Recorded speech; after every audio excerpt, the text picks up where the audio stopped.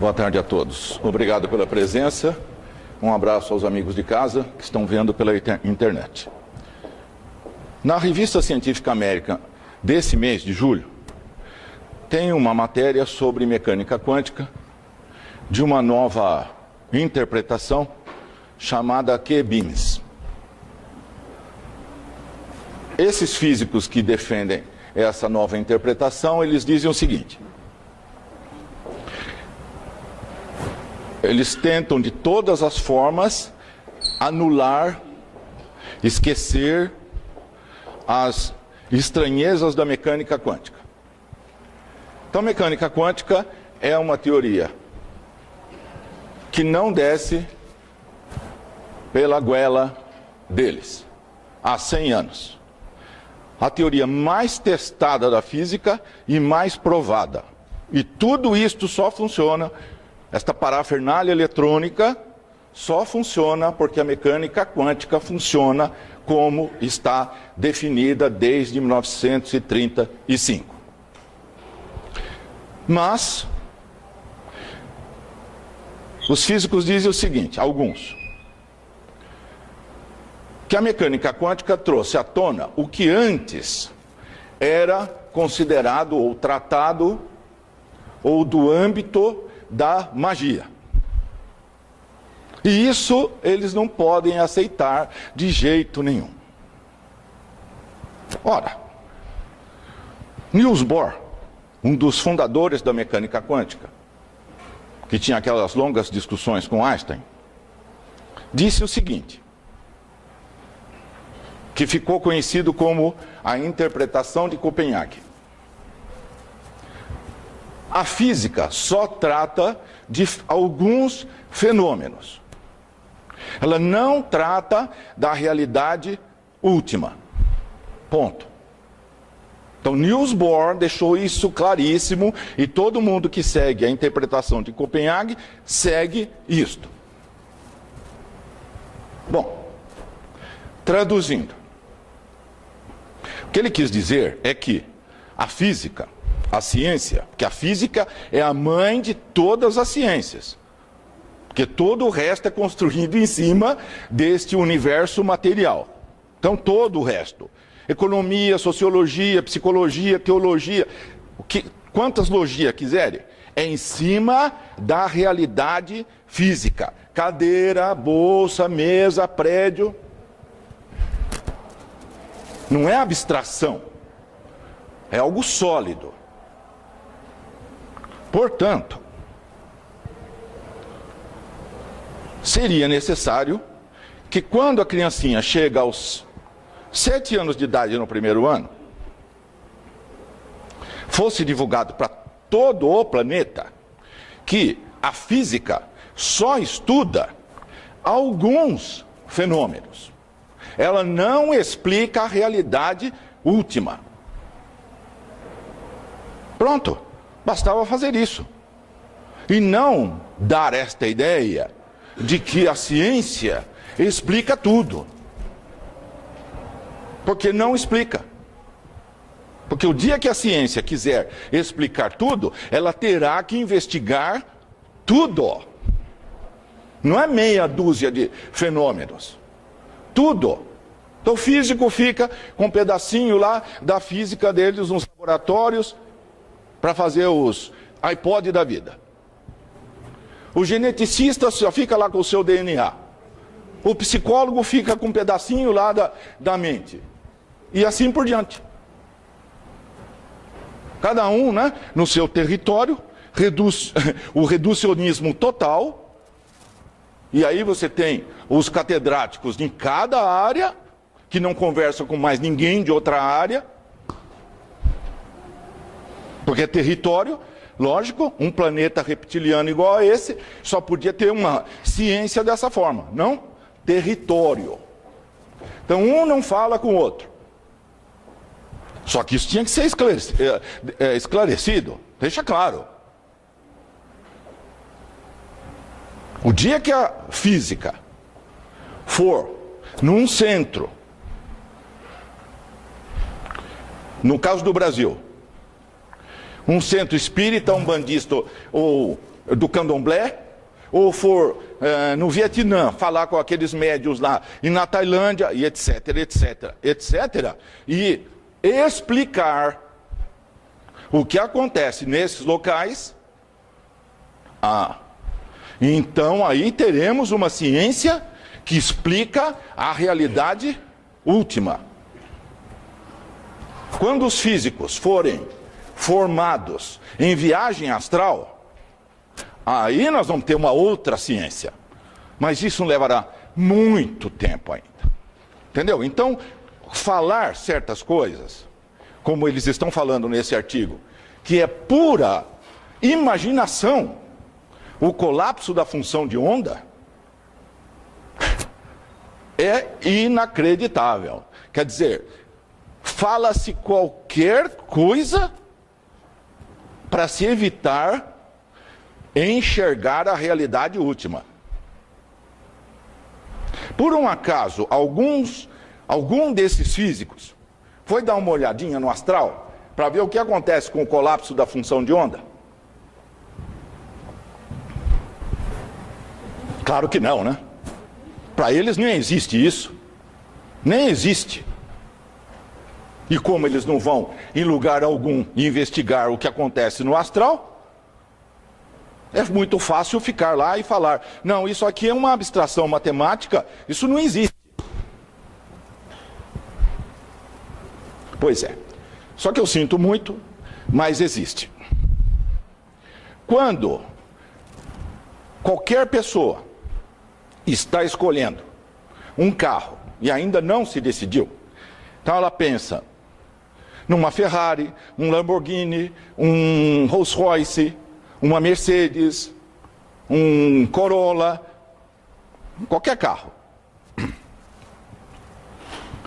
Existe uma onda na frente dela, fazendo assim, como se fossem as duas hélices do DNA.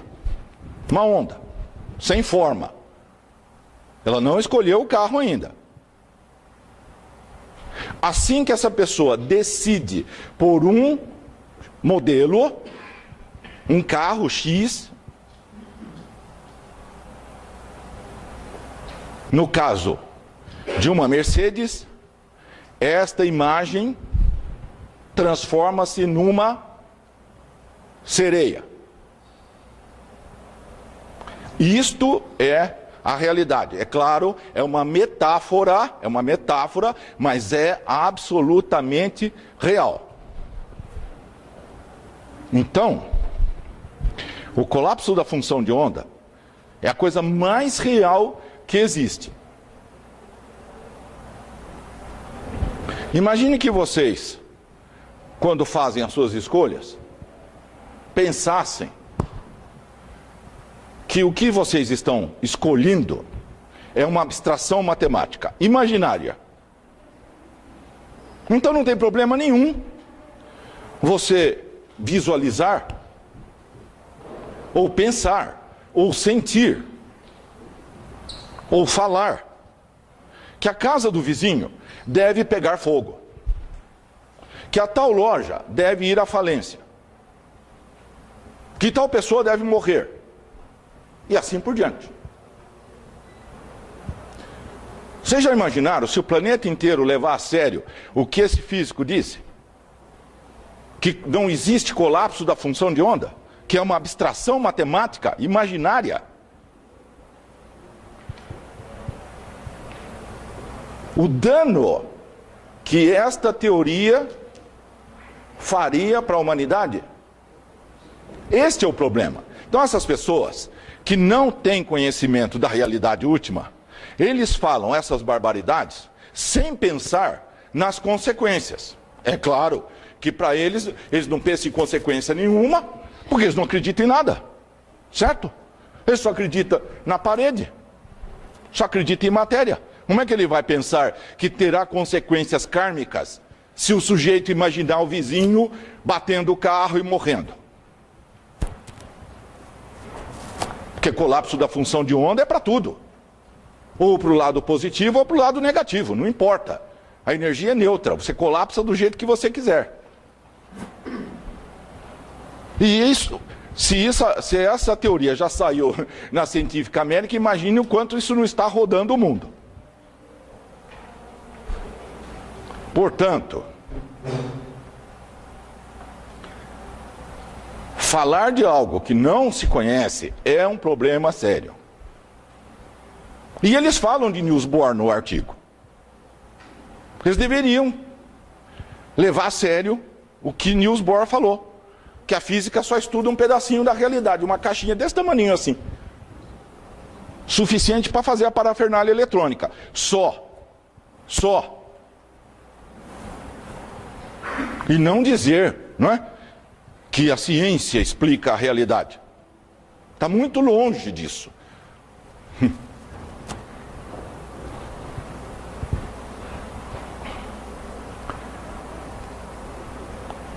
Quando se queimou Giordano Bruno, fez-se uma monstruosidade inominável. Porque a consequência foi isso. Apareceu um sujeito falando, a Terra não é o centro do universo. Pronto, queima. É lógico, depois de 8 anos de tortura. E aí cindiu completamente o que era religião e ciência. Aí cada qual foi para o seu canto, segmentaram mais ainda, e deu neste mundo terrestre que nós vivemos hoje.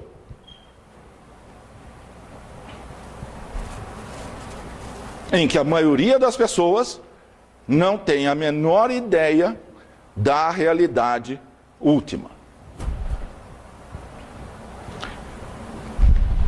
Se nós formos lá naquela famosa ilha lá no Pacífico Sul, cujos habitantes cultuam o deus Rambo já há algum tempo,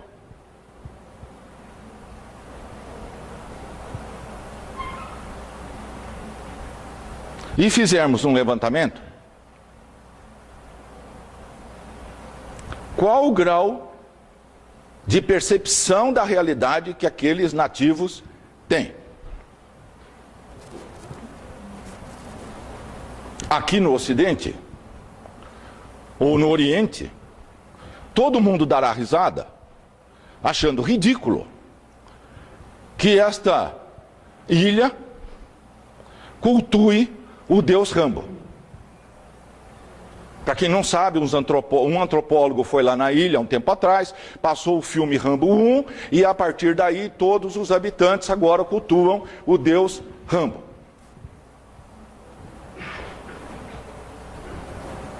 Isto mostra o seguinte: ainda tem aquela outra ilha com o deus Fromm, que era um oficial da Marinha Americana que desembarcou na ilha.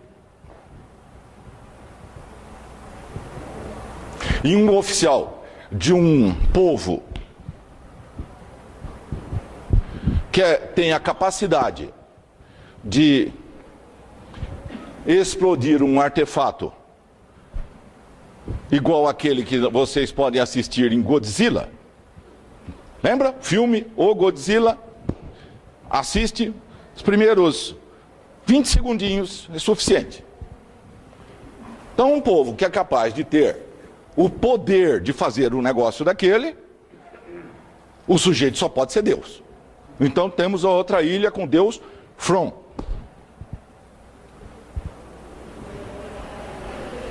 E aí caímos na seguinte situação. Para nós, é ridículo um negócio desse. E o que eles acharão de nós? A mesma coisa. A coisa mais fácil que tem é enfiar uma crença na cabeça de um ser humano. Banal.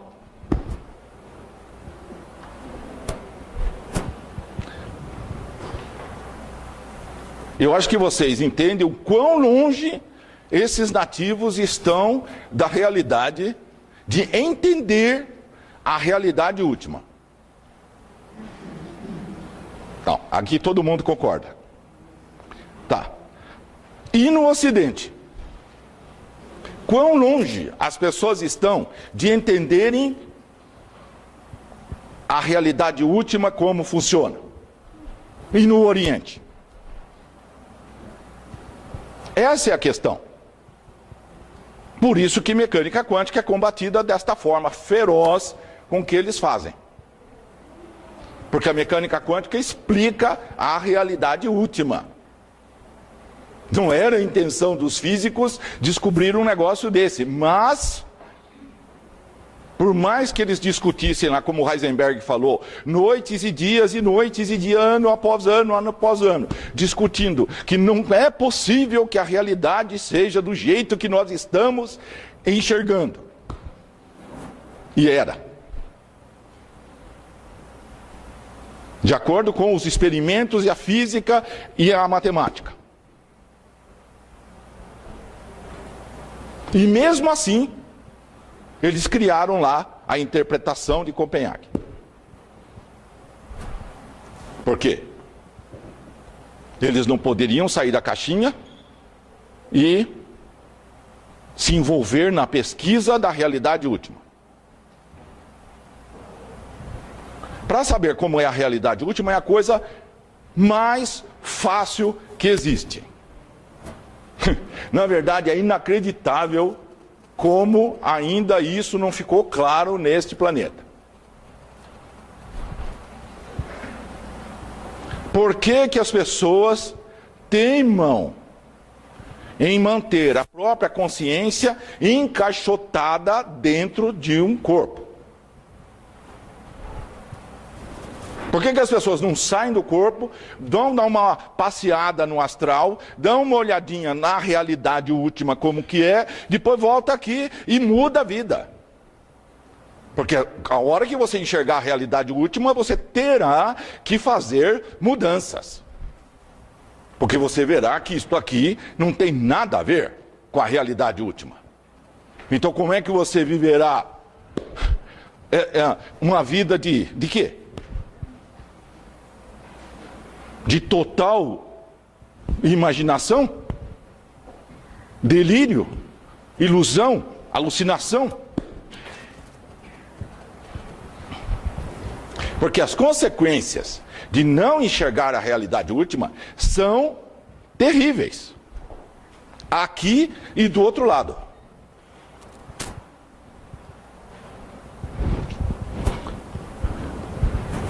Quando vocês vão num banco, entram lá na tela principal, no caixa eletrônico,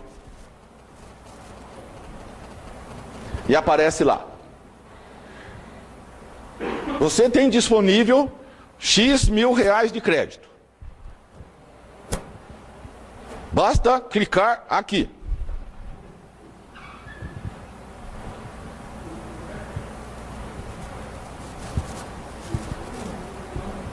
E a pessoa clica. E não passa pela cabeça da pessoa que crédito é dívida. Eu já falei aqui, numa outra palestra, do livro O Sequestro da América. E do DVD Trabalho Interno. É o DVD do livro. Quantas pessoas já leram o livro? 2?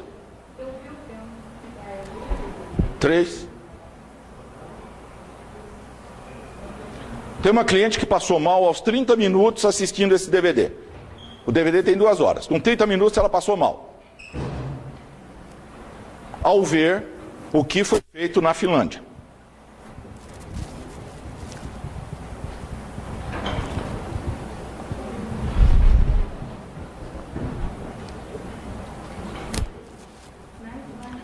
Wall Street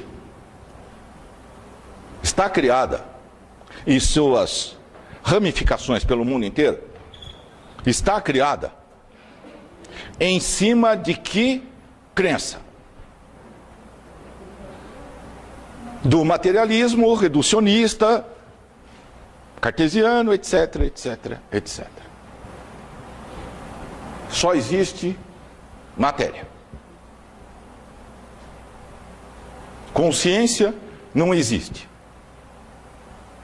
É um epifenômeno bioquímico cerebral.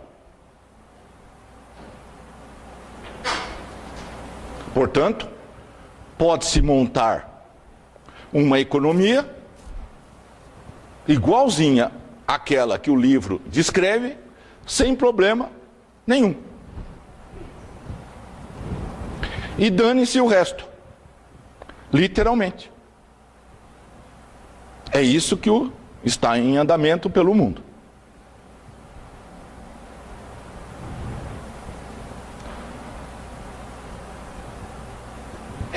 Isto é uma visão de mundo. Então, quando a ciência fala essas barbaridades, ela cria indiretamente essas instituições com esses dirigentes que criam um sistema igualzinho, está descrito lá no livro. Como ele diz no livro, os internos assumiram o controle do hospício.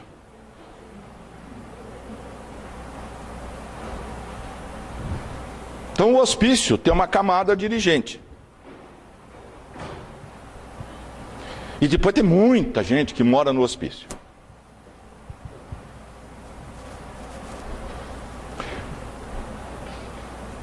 Essas pessoas que moram no hospício, por um acaso, desconfiam que é um hospício? Não, de jeito nenhum. O mundo é assim.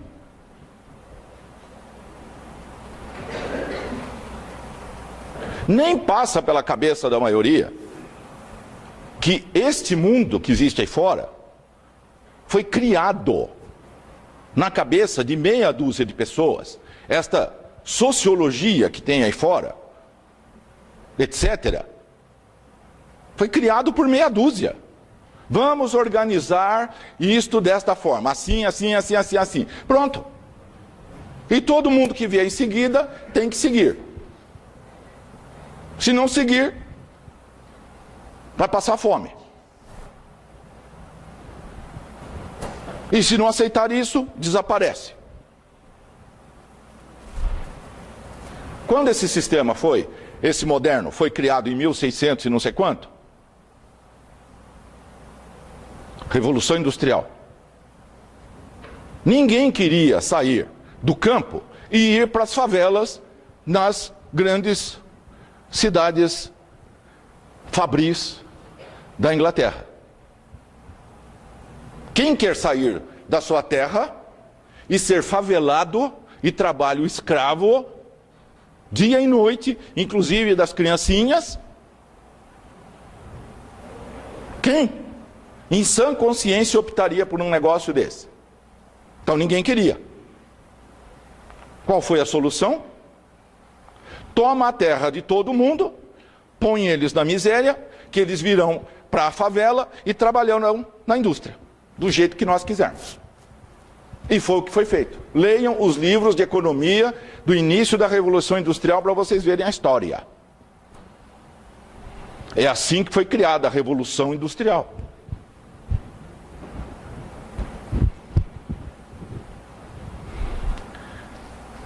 Se a pessoa não procurar, com todo o seu entendimento, descobrir como é a realidade última, as consequências são trágicas na vida desta pessoa. Deste lado e do outro lado. Agora, pelo visto isso ainda demora muito, não? Quantas pessoas tem aqui de 14, 15 anos?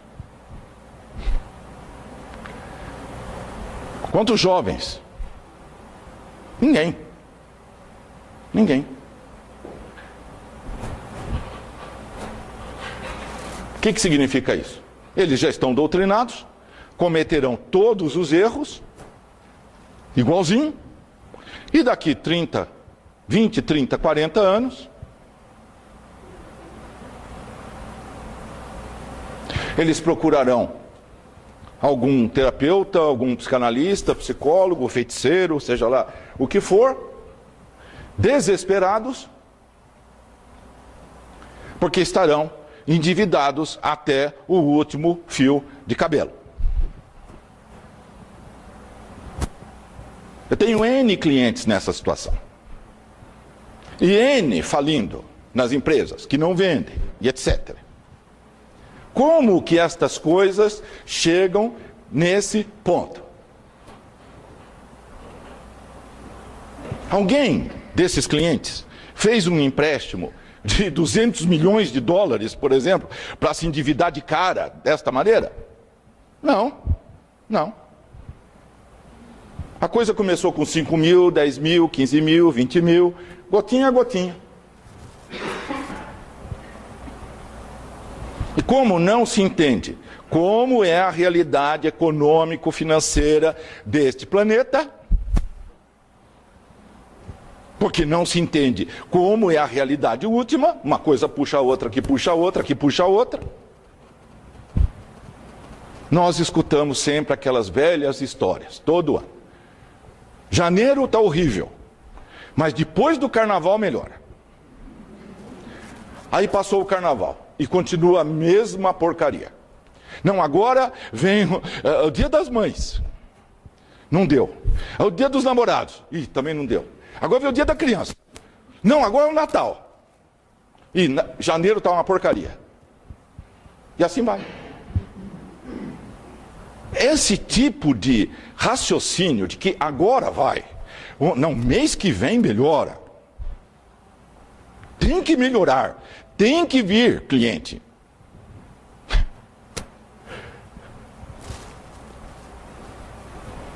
Se Deus quiser, vem. O fim da picada, não? Aí você transfere todos os erros que cometeu para as costas de Deus. E só tem um probleminha nessa abordagem. Todos são co-criadores.